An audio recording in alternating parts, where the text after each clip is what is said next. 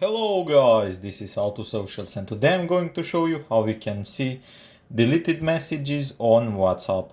It's really easy, so let's not waste any more time and get right into it. So the first thing that you're going to want to do is head over on your Play Store and just look up anti-delete.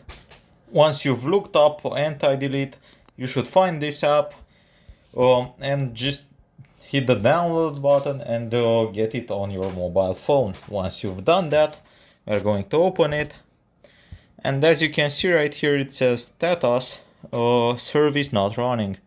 We are just going to hit the little button on the right side, and now we should get a notification in case someone deletes a message, and we will see who deleted the message and what message did they delete.